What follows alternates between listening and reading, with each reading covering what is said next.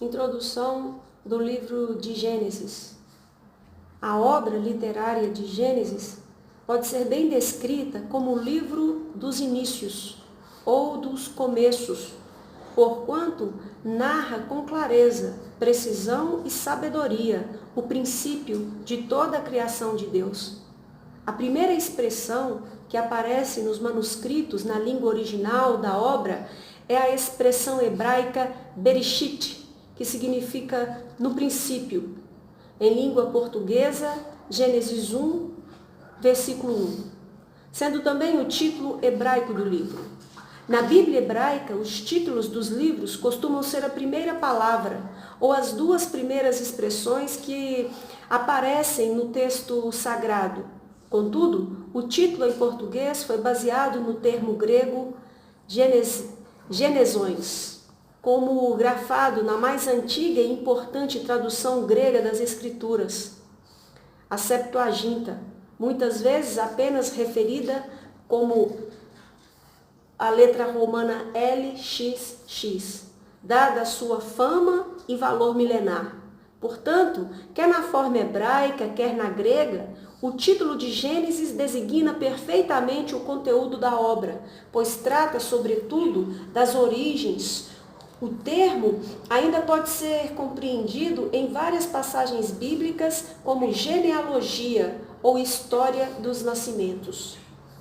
Ao longo de séculos e séculos de história, até nossos dias, judeus e cristãos ortodoxos concordam que um homem, filho de hebreus, da tribo de Levi, do clã de Coate e da casa ou família de Amrão, nascido no Egito, chamado Moisés, foi o autor, narrador e compilador dos 5 primeiros livros da Bíblia Sagrada, ainda que tenha contado com a ajuda de escribas e amanuenses, conforme a tradição, que também formam a Torá, isto é, a lei, o mais respeitado e sagrado livro dos judeus, também conhecido pelo nome grego Pentateuco, numa alusão aos 5 livros que formam um todo em relação à mensagem principal de Deus para o seu povo.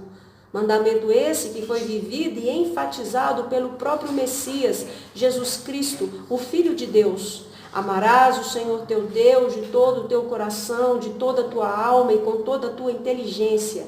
Este é o primeiro e maior dos mandamentos. O segundo, semelhante a este, é: amarás o teu próximo como a ti mesmo. A estes 2 mandamentos estão sujeitos toda a lei e os profetas.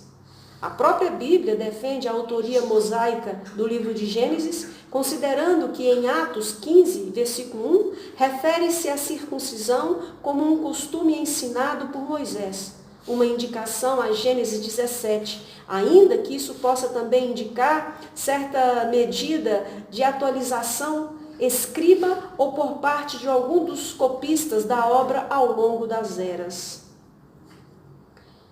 O livro de Gênesis trata das principais origens do universo, dos mais importantes começos em relação à história, à humanidade, mas sobretudo ao povo de Deus na terra.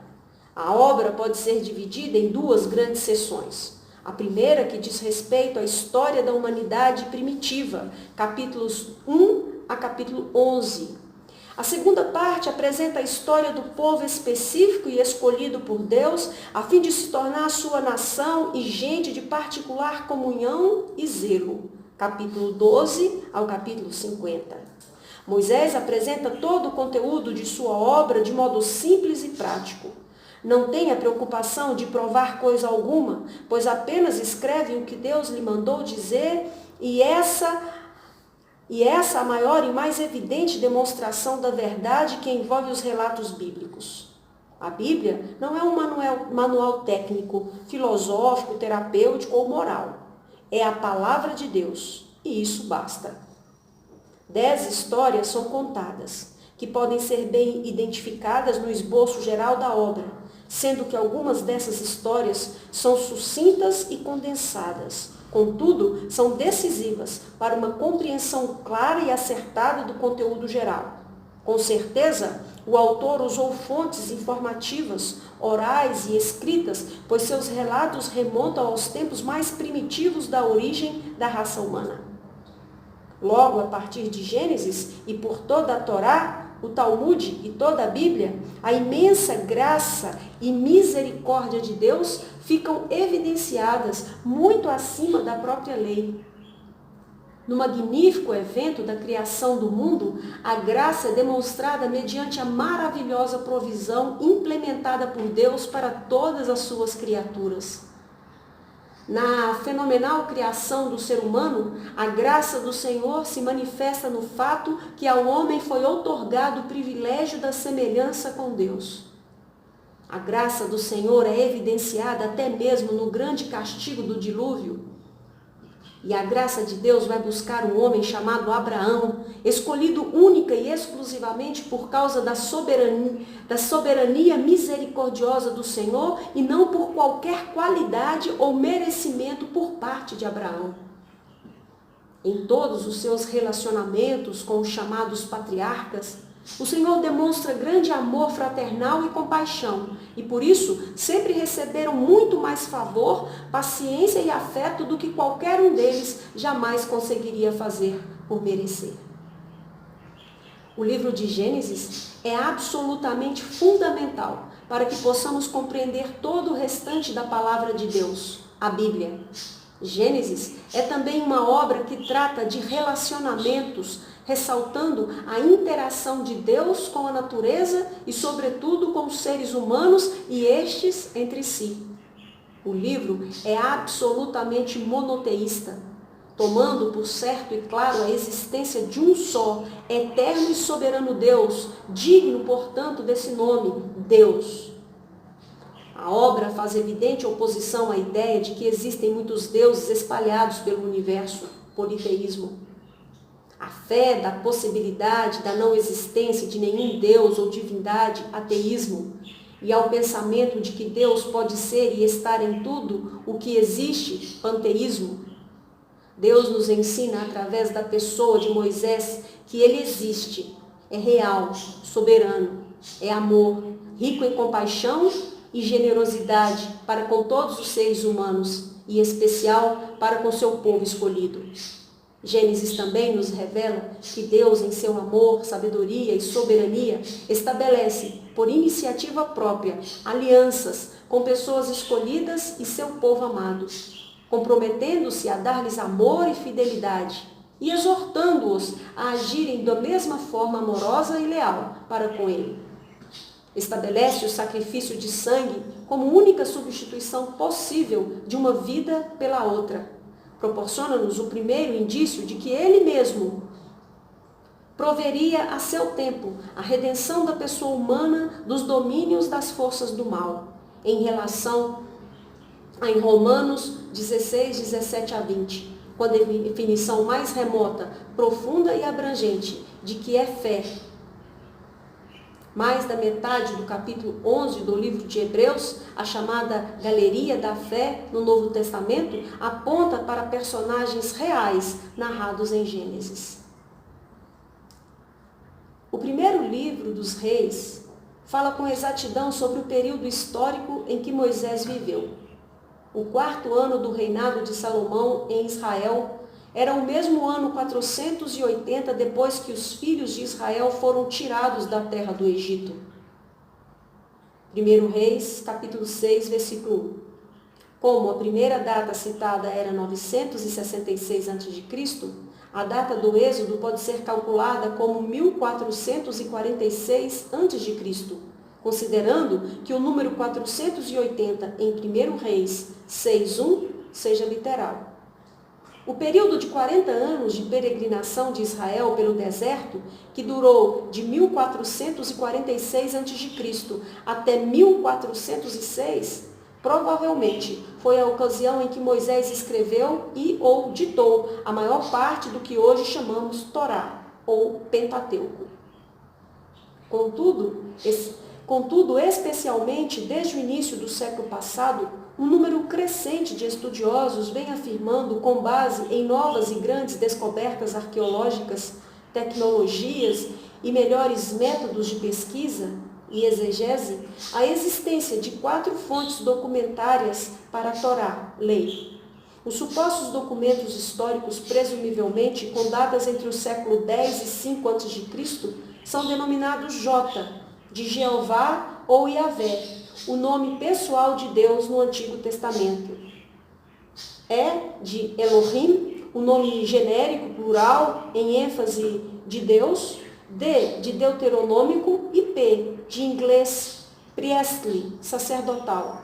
Defende-se que cada um desses documentos revela características e teologia próprias, muitas vezes contradizendo as dos demais. Sendo assim, a Torá seria retratada como tecido costurado mediante várias histórias, poesias e leis. Essa teoria, contudo, ainda não consegue apoiar-se em evidências que possam ser dadas como irrefutáveis e livres de qualquer engano.